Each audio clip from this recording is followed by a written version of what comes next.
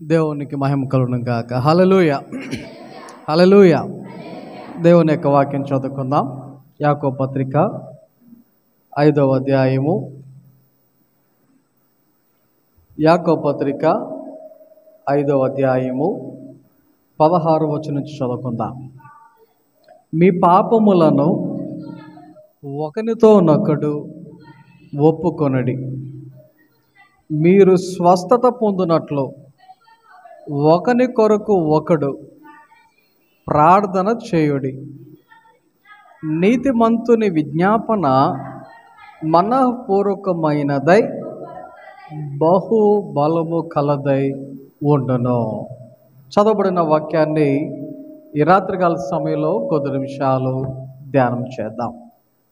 ఇక్కడ ఈ యొక్క వచనములో మనం చదివినటువంటి ఈ యొక్క భాగాన్ని కనుక మనం ఆలోచన చేస్తే, ఒకని కొరకు ఒకడు ప్రార్థన చేయుడి. ఒకని కొరకు ఒకడు ప్రార్థన చేయుడి. సర్వసాధారణంగా మనము కేవలం మన గురించి మాత్రమే కాక ఇతరుల గురించి కూడా ప్రార్థన చేసినటువంటి సందర్భాలు అనేకమైనవి ఉంటూ ఉంటాయి. అందులో మన కుటుంబీకులు కావచ్చు, మన యొక్క బంధువులు కావచ్చు, స్నేహితులు కావచ్చు, ఇరుగు పొరుగు వారు కావచ్చు, లేక ఎప్పుడైనా ఎవరైనా నా కొరకు ప్రార్థన చేయండి అని అడిగినటువంటి సందర్భములో వారి గురించి అయినా మనం ప్రార్థన చేసినటువంటి సందర్భం కావచ్చు. అనేక సందర్భాలలో మనం ఏం చేస్తూ ఉంటాం, ఇతరుల కొరకు ప్రార్థన అనేది చేస్తూ ఉంటాం. ఓకే, ఇక్కడ ఈ యొక్క వచనంలో కూడా అదే చదువుతూ ఉన్నాం, అదే చూస్తూ ఉన్నాం. ఒకరినొకడు ఏం చేయాలంటే ఒకరి కొరకు ఒకడు ప్రార్థన చేయుడి. ఓకే, ఎక్కడి వరకు బాగానే ఉంది. కానీ ఈ యొక్క ప్రార్థన చేసేటువంటి దానికి ముందు ఏం చేయాలి, మనం చేసేటువంటి ప్రార్థన ఎలాంటిదై ఉండాలి అనేటువంటి విషయాలు ఈ యొక్క వచనములో మనకి కనబడుతూ ఉన్నాయి. ఏంటి ఆ విషయాలు అంటే, ఒకటి, మీ పాపములను ఒకనితో ఒకడు ఒప్పుకొనుడి. ఏం చేయాలంట? మీ పాపములు ఒకరితో ఒకడు ఒప్పుకోవాలి.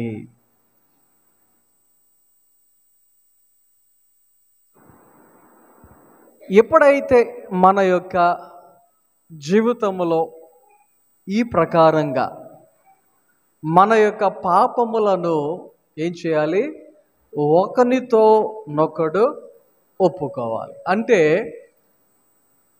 మనము ఎవరి విషయంలో అయితే పాపం చేశామో, ఎవరి విషయంలో అయితే దేవునికి వ్యతిరేకమైన విరోధమైన పనులు చేసి ఉన్నామో అటువంటి వారి ఎదుట మనం ఏం చేయాలంటే వారితో మన పాపమును ఒప్పుకోవాలి.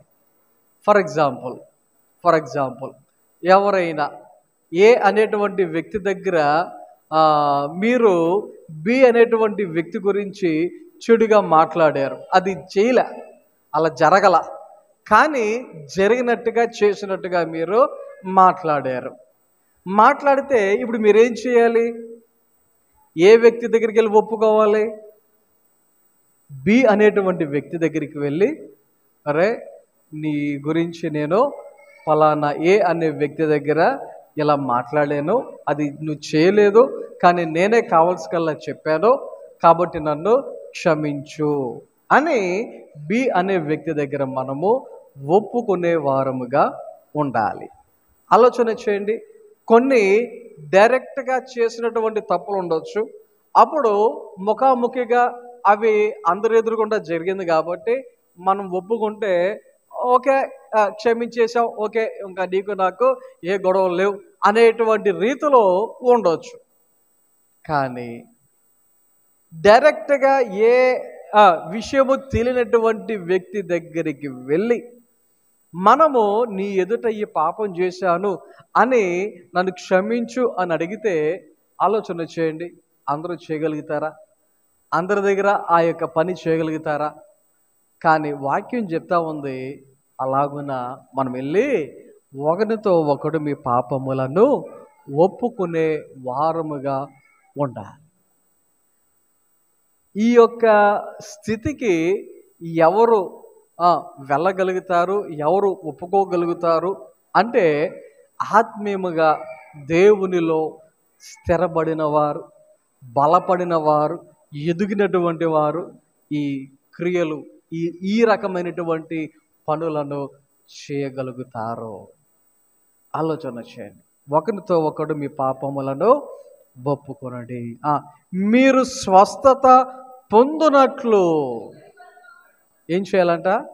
స్వస్థత పొందునట్లు ఏం చేయాలి?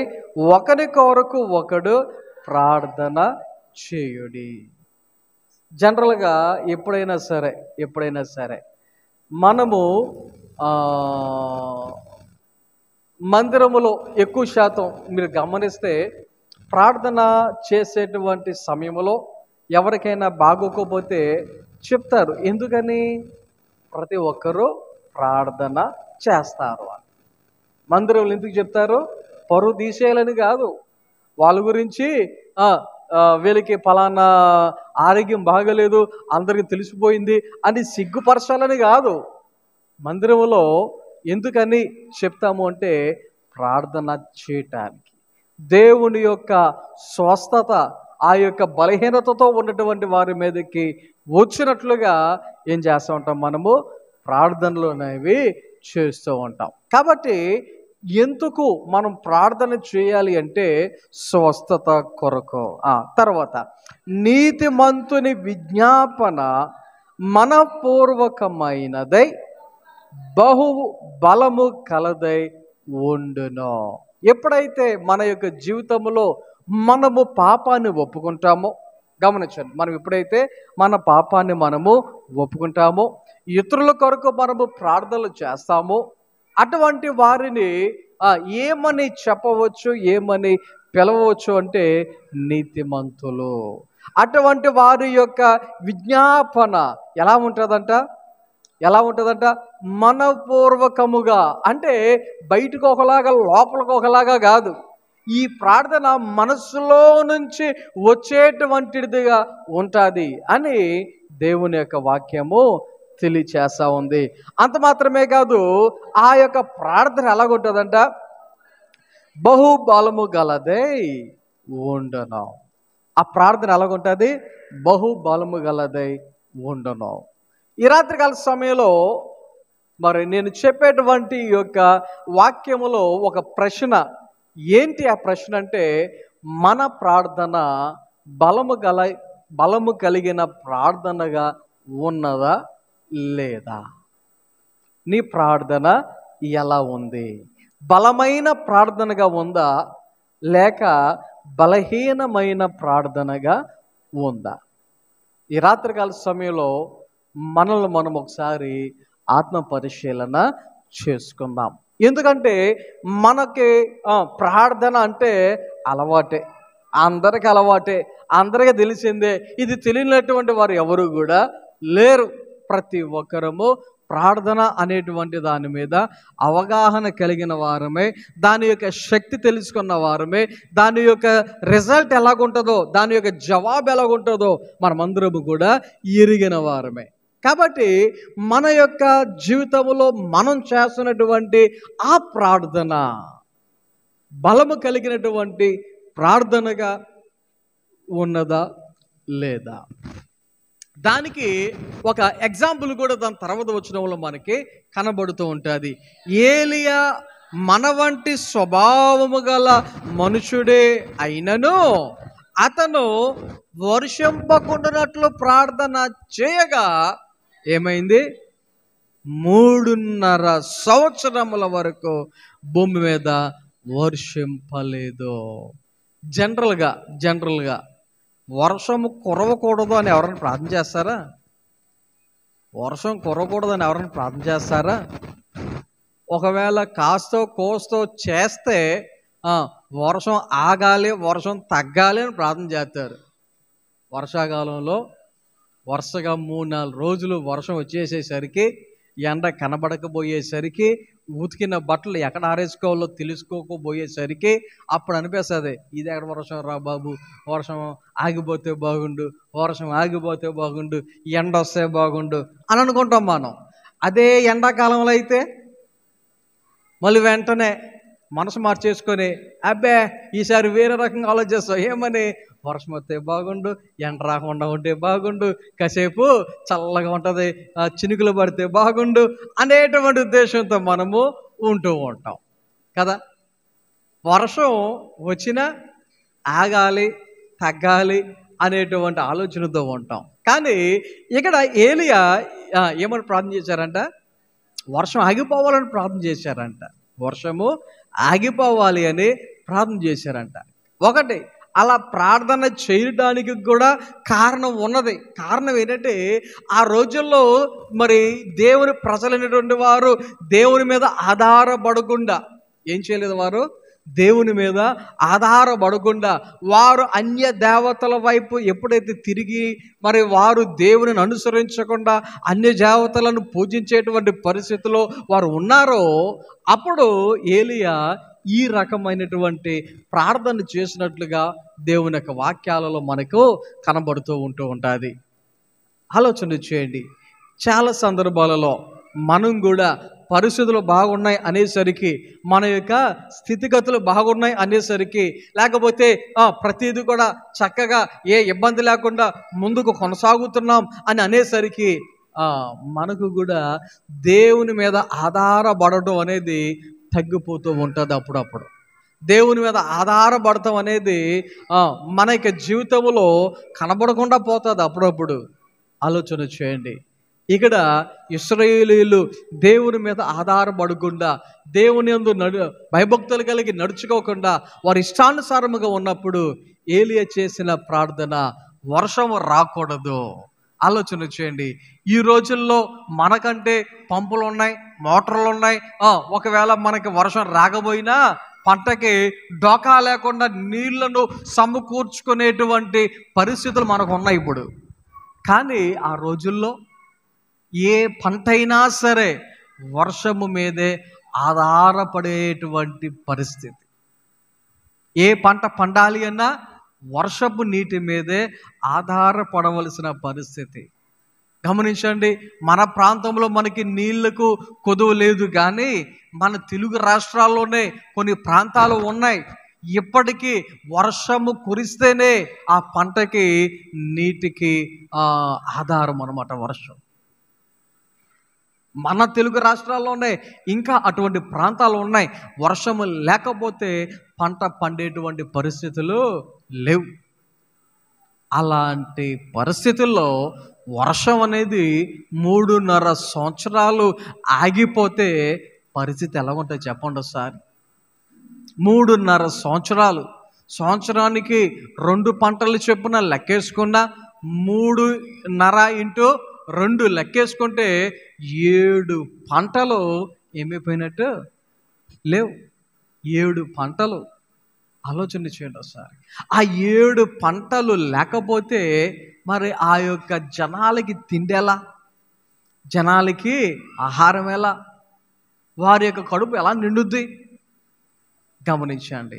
కానీ ఈ ప్రజలు ఎప్పుడైతే మేము తప్పు చేశామో, దేవుడికి దూరమయ్యాము అని వారి తప్పులు వాళ్ళు తెలుసుకుని వారి యొక్క తప్పును దేవుని ఎదుట ఒప్పుకున్నారో, అప్పుడు దేవుడు వారిని కనికరించినప్పుడు ఏం జరిగిందో మనం గమనిస్తే, అతడు మరలా ప్రార్థన చేయగా ఆకాశము వర్షమిచ్చెను, భూమి తన ఫలము ఇచ్చెను.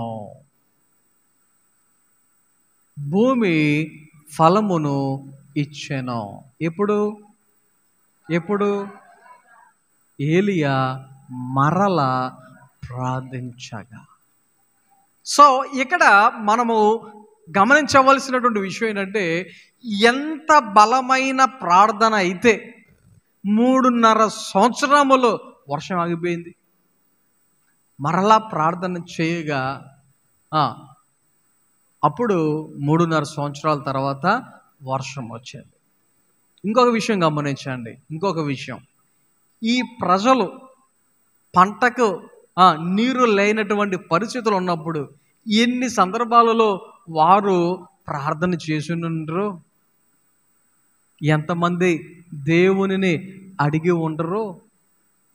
కానీ ఎవరి ప్రార్థనైనా దేవుడు విన్నాడా? ఎవరి ప్రార్థనకైనా దేవుడు జవాబిచ్చాడా? దేవుడు వారి ప్రార్థన బట్టి వర్షాన్ని ఏమైనా కుమ్మరించాడా? ఆలోచన చేయండి. ఇక్కడ మీరు గమనించవలసిన విషయం, గ్రహించవలసిన విషయం ఏంటంటే, ఈ ప్రజలు వారి యొక్క పాపములు ఒప్పుకునేటంత వరకు కూడా దేవుడు ఏం చేయలేదు, వర్షాన్ని ఇవ్వలేదు. వారి యొక్క పాపాన్ని ఒప్పుకునేటంత వరకు కూడా దేవుడు వారి ప్రార్థనను ఆలకించలేదు. గమనించండి ఒకసారి. మన జీవితంలో మనము కూడా ఎప్పుడైనా ఏ విషయంలోనైనా పాపాన్ని విడిచిపెట్టకపోతే, మన పాపాన్ని ఒప్పుకోకపోతే, మన ప్రార్థన బలమైన ప్రార్థనగా ఉండదు. మన ప్రార్థన బలమైన ప్రార్థనగా ఉండదు, సరికదా? ఆ ప్రార్థన దేవుని దగ్గరకు చేరదు. కాబట్టి ఈ రాత్రికాల సమయంలో దేవుని యొక్క వాక్యాన్ని వింటున్నటువంటి మనం కొన్ని విషయాలు కనుక ఆలోచన చేస్తే, నీతిమంతుని విజ్ఞాపన మనపూర్వకమైనదై బహుబలము గలదై ఉండను. గమనించండి, దేవుని యొక్క వాక్యంలో కొన్ని విషయాలు. కీర్తనల గ్రంథము 27వ కీర్తన, కీర్తనల గ్రంథము 27వ కీర్తన చూడండి, 7వ వచనం చదువుదాం.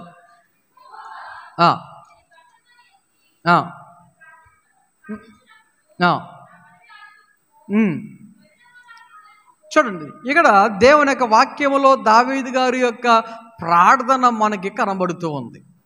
దావీదు గారు చేస్తున్నటువంటి ప్రార్థన ఏమని చేస్తున్నారు? ప్రార్థన, దేవా లేకపోతే యెహోవా, నేను కంఠధ్వని ఎత్తి నిన్ను ప్రార్థించినప్పుడు. ఎప్పుడు చెప్పండి? ఎప్పుడు? కంఠధ్వని ఎత్తి అంటే గొంతులో నుంచి నోరు తెరిచి నేను ఎప్పుడు అడిగితే అప్పుడు. అది ఈ టైము ఆ టైము అని ఏమిలే. కొన్నిటికి సమయం అంటూ ఉంటుంది, కొన్ని విషయాలకి సమయం అంటూ ఉంటుంది. టిఫిన్కి టైం మనందరికీ తెలిసిందే, మధ్యాహ్నం భోజనానికి టైం మనందరికీ తెలిసిందే, నైట్ భోజనం టైం మనందరికీ తెలిసిందే, పడుకోవలసిన టైం మనకు తెలిసిందే, లేవలసిన టైం మనకు తెలిసిందే కదా. ప్రతిదానికి సమయం అంటూ ఉంటుంది. మరి ప్రార్థించే టైమో ఓకే. కొంతమందికి ఉదయాన్నే లేచినప్పుడు ప్రార్థన చేసుకొని అప్పుడు మంచం మీద నుంచి లెగుస్తారు. ఆ తర్వాత పడుకునే ముందు మరలా ప్రార్థన చేసుకుని పడుకుంటారు. ఇది జనరల్గా ఎక్కువ శాతం చేసేటువంటి సమయం. మరికొంతమంది ఒకవేళ డ్యూటీలు లేకపోయినా లేకపోతే పనులన్నీ ముగించేసుకున్న సమయం దొరికినప్పుడు ఇంటి దగ్గర ఉండేటువంటి వారు మధ్యాహ్నం టైం కొంత సమయం ప్రార్థనలో గడుపుతూ ఉంటూ ఉంటారు కదా. అయితే ఇక్కడ దావీదు గారు ఏమంటూ ఉన్నారు? ఇక్కడ నా కంఠధ్వని ఎత్తి నిన్ను ప్రార్థించినప్పుడు.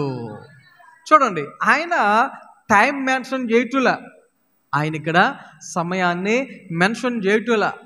ఆలోచన చేయండి, ఆయన ఎప్పుడైనా చేయొచ్చు, ప్రార్థన ఎప్పుడైనా చేయొచ్చు. గమనించండి ఒకసారి, ఒకటి మనందరూ తెలుసు, దావీదు రాజుగా ఉన్నాడు. దావీదు రాజుగా ఉన్నాడు, ఒక రాజ్యానికే రాజు.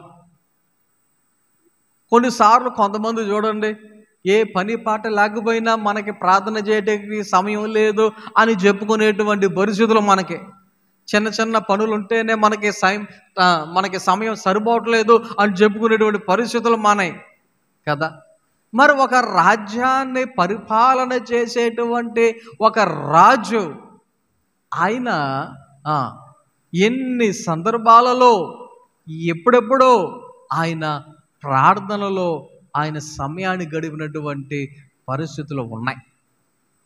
ఆయన అంటూ ఉన్నాడు, నా కంఠధ్వని ఎత్తి నిన్ను ప్రార్థించినప్పుడు నా మనవి ఆలకింపము, కరుణతో నాకు ఉత్తరమేమో. ఎలాగా?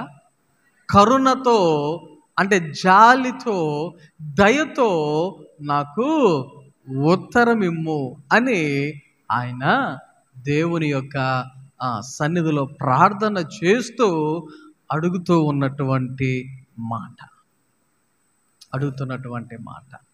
చూడండి, ఇదే కీర్తనల గ్రంథములో 5వ అధ్యాయము 3వ వచనం చదువుదాం. 5వ అధ్యాయము 3వ వచనం. యెహోవా, ఉదయమున నా కంఠస్వరము నీకు వినబడును, ఉదయమున నా ప్రార్థన నీ సన్నిధిని సిద్ధము చేసి కాచియుందును. ఇదే దావీదు గారు ఇంకొక సందర్భంలో ఇంకొక రకంగా ఆయన మాట్లాడుతున్నటువంటి మాట ఇక్కడ మనము చదువుతూ ఉన్నాం. ఇందాక చదివినటువంటి వచనములో చదివితే, ఆయన నా కంఠధ్వని ఎత్తి నేను ఎప్పుడు ప్రార్థన చేసినా నువ్వు నాకు ఆలకించి కరుణతో ఉత్తరం ఇవ్వాలి అని చెప్పేసి ఇందాక చెప్తూ ఉంటే, ఇక్కడ ఈ 5వ అధ్యాయంకి వచ్చేసరికి ఆయన అక్కడ ఏమని చెప్తూ ఉన్నాడు? ఉదయమున ఎప్పుడు ప్రార్థన చేస్తాడంట? ఉదయమున నా కంఠస్వరము నీకు వినబడును. ఇక్కడ దావీదు గారు చెప్తున్నటువంటి మాట ఏంటంటే, నేను ప్రార్థన చేస్తాను, నా ప్రార్థన నువ్వు ఆలకించని చెప్పడం లేదు ఇక్కడ ఈ వచనములో. అలాగున ఆయన చెప్పడంలా. ఆయన ఏమంటున్నాడు? ఉదయమున నా కంఠస్వరము నీకు వినబడును. ఆలోచన చేయండి ఒకసారి. అప్పుడప్పుడు నేను ఇంట్లో పిల్లలతో చెప్తాను, ఉదయాన్నే ఎగ్జామ్స్ కాబట్టి 5 గంటలకు లేపుతాను, మీరు లేచి చదవాలి. 6 గంటలు లేపుతాను, మీరు లేచి రెడీ అవ్వాలి అని నేను అప్పుడప్పుడు చెప్తా ఉంటా. దాని అర్థం ఏంటి? ఆ టైంకి నేను వచ్చి లేపుతాను అని అర్థం. అది అలా కాకుండా 5 గంటలకి నేను లేపుతాను, దానికి ముందు వచ్చి నన్ను లేపండి అంటే, 5 గంటలకే నేను మిమ్మల్ని లేపుతాను, అలా లేపాలి అంటే మీరు వచ్చి నన్ను లేపండి అంటే, వాళ్ళు నన్ను లేపేది ఏంటి? వాళ్ళే లెగిసారుగా. అవునా? ఇక్కడ దావీదు గారు ఏం చెప్తున్నారు?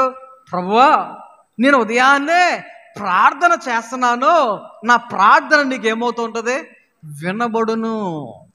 వినబడును అంటే ఆల్రెడీ ఆయన ఏం చేస్తున్నాడు? ఆయన ఉదయాన్నే ప్రార్థన చేస్తా ఉన్నాడు.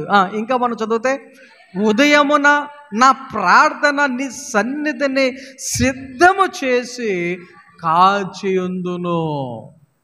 ఉదయమున ఆయన ఏమి సిద్ధపరిచాడంట? ఉదయాన్నే ఆయన ఏం సిద్ధపరిచాడంట? ఆయన ప్రార్థనను సిద్ధపరిచి ఉంచాను. ఆలోచన చేయండి. కొన్నిసార్లు ఎప్పుడైనా ఎర్లీ మార్నింగ్ ట్రావెలింగ్ చేయాల్సి వచ్చినప్పుడు నేను ఇంట్లో చెప్తాను, మనం 4 గంటలకు బయలుదేరాలి అని. అంతే. పాస్టర్ గారు ఏం చేస్తారంటే 3 గంటలకే ఎప్పుడు లేచిపోయి రెడీ అయిపోయి 3:45 టైంకి టీ కానీ కాఫీ కానీ పెట్టి నన్ను లేపుతారు. ఆలోచన చేయండి. నేను లేచేసరికి సిద్ధంగా ఉంటారు, రెడీగా ఉంటారు. ఇక నా పని ఏంటంటే లేచి మొహం కడుక్కొని ఆ టీ కానీ కాఫీ కానీ తాగి కారు ఎక్కడమే. అది నాకైతే ఉదయాన్నే అలాగన రెడీ అయి ఉండేసరికి ఎలాగుంటుందంటే ప్లజెంట్గా ఉంటుంది. అలా కాకుండా పాదుకు 4 అయినా నన్ను ఎవరు లేపకుండా, వాళ్ళు ఎవరు లేకుండా 4 గంటలకు ఎప్పుడో నాకు మెలకువ వచ్చి నాకు టైం చూసుకుని లేచి ఎవరు లేకపోయి ఇంకా లేగలేదు లేకండి అన్నాను అనుకోండి, ఎలాగుంటుంది? హడావిడి దడిబిడి కంగారు మామూలుగా ఉండదు కదా. ఆలోచన చేయండి ఒకసారి. ఇక్కడ దావీదు గారు ఏమంటున్నాడు? ఆయన సిద్ధపరిచి ఉంచాడంట. ఏంటది? ప్రార్థనను ఉదయకాలమున ఆయన ఏం సిద్ధపరిచి ఉంచాడు? ప్రార్థనను ఆయన ఏం చేశాడు? నీ సన్నిధిని సిద్ధము చేసి కాచి ఉందును. ఆలోచన చేయండి. మనం లేటుగా పడుకున్నాం, వంక. ఉదయాన్నే బద్ధకంతో లేకలేకపోయాను, వంక. టైం లేదు, డ్యూటీకి టైం అయిపోయింది, పనికి టైం అయిపోయింది, వంక. మనము సిద్ధం చెయ్యం. లేచిన తర్వాత అయినా తూతు మొత్తానికి యేసయ్య స్తోత్రం, ఆమేన్, ఈరోజు కాపాడు, అంతే అయిపోయింది ప్రార్థన. చేసావా అంటే చేశా. ఏం చేసావు? ప్రార్థన చేసావు, అంతే. ఆలోచన చేయండి ఒకసారి. మన ప్రార్థనలు అలాగుంటున్నాయేమో. కానీ దావీదు గారు ఒక రాజ్యానికే రాజుగా ఉండి కూడా ఆయన ఏమంటున్నాడు? దేవా, ఉదయాన్నే నా కంఠస్వరము నీకు వినబడును. తర్వాత ఉదయమున నా ప్రార్థన నీ సన్నిధిని సిద్ధము చేసి కాచి ఉందును. దావీదు గారి యొక్క సిద్ధపాటు ఎలా ఉందో చెప్పమంటారా? దావీదు గారి యొక్క సిద్ధపాటు ఎలాగుంటుందో చూస్తారా ఒకసారి? చదువుదాం, చూడండి ఒకసారి. 62వ కీర్తన 8వ వచనం చదువుదాం. 62వ కీర్తన 8వ వచనం.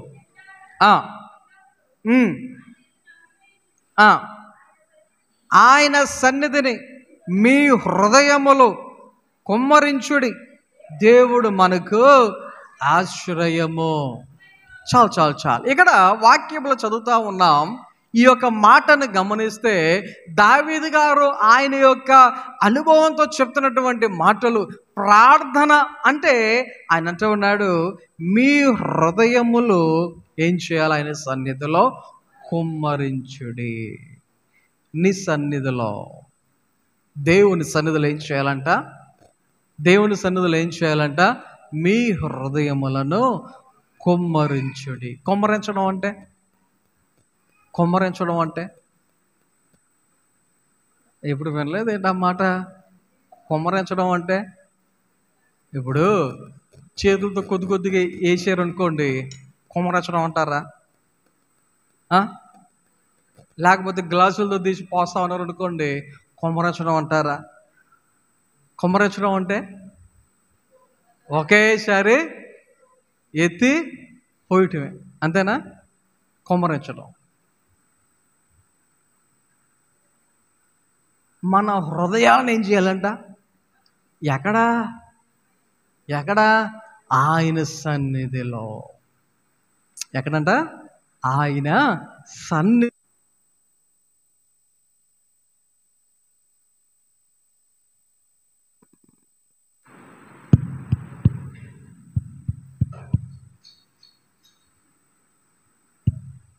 ఆయన సన్నిధిలో ఏం చేయాలంట? మన హృదయములను కుమ్మరించాలి. దేవుని యొక్క వాక్యములో చూడండి, 25వ కీర్తన 1వ వచనం చదువుదాం. 25వ కీర్తన 1వ వచనం.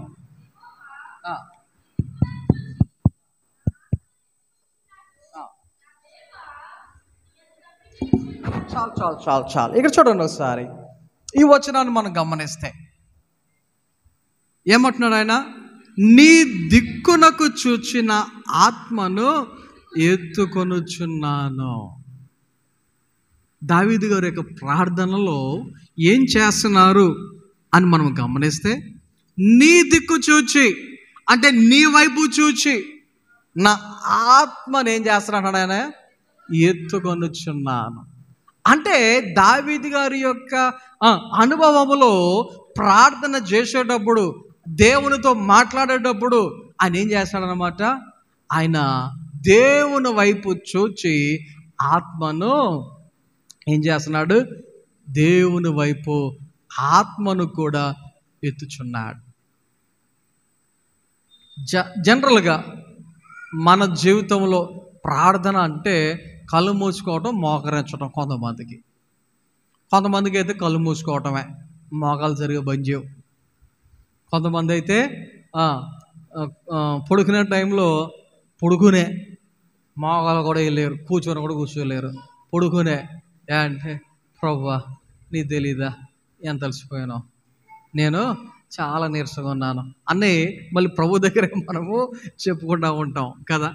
కానీ దావీదు గారు ఏమంటున్నాడు, ఆయన నేను నీ దిక్కు చూచి నా ఆత్మను ఏం చేస్తున్నాను, ఎత్తుకొనుచున్నాను.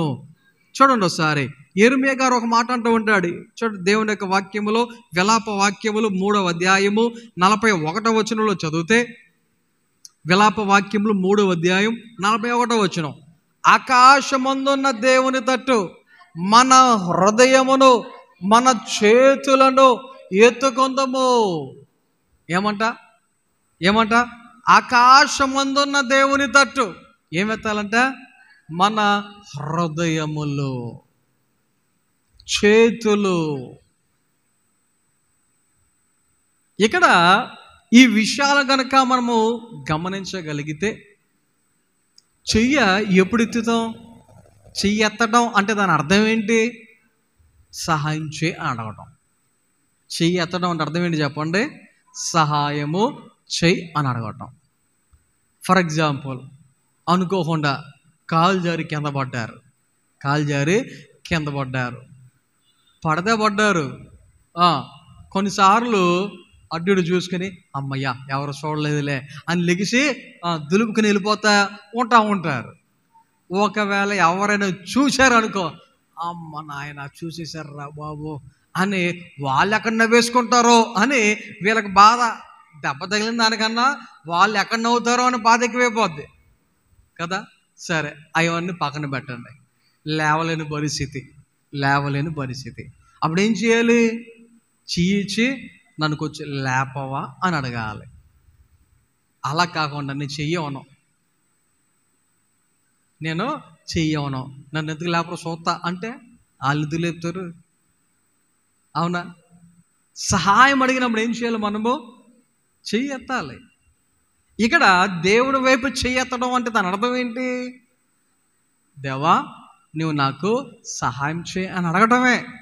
ఆలోచన చేయండి. ఇప్పుడు దేవుని సన్నిధిలో ప్రార్థన చేసినప్పుడు మనం చేతులు ఎత్తినా, ఆరాధన చేసినప్పుడు చేతులు ఎత్తినా, దాని యొక్క సింపుల్ లాజిక్, సింపుల్ అర్థం ఏంటంటే, ప్రభువా నాకు సహాయం చేయి అని అడగటమే. ప్రభువా నాకు సహాయం చేయని అడగటమే. కాబట్టి ఈ రాత్రికాల సమయంలో దేవుని యొక్క వాక్యాన్ని వింటున్నటువంటి మన ప్రార్థన ఎన్నిసార్లు చేస్తున్నామో ఓకే, కానీ నువ్వు చేసే ప్రార్థన బలమైన ప్రార్థనగా ఉన్నదా లేదా? నీ ప్రార్థన బలమైన ప్రార్థనగా ఉన్నదా లేదా? బలమైన ప్రార్థనగా ఉండాలి అంటే ఒకటే, నువ్వేం చేయాలి? పాపాన్ని ఒప్పుకోవాలి అని వాక్యంలో చదివాం. ఇతరుల కొరకు స్వస్థత పొందినట్లుగా ప్రార్థన చేయాలి అని మనం విన్నాం. మనసుపూర్వకముగా ప్రార్థన చేయాలి అని మనం విన్నాం.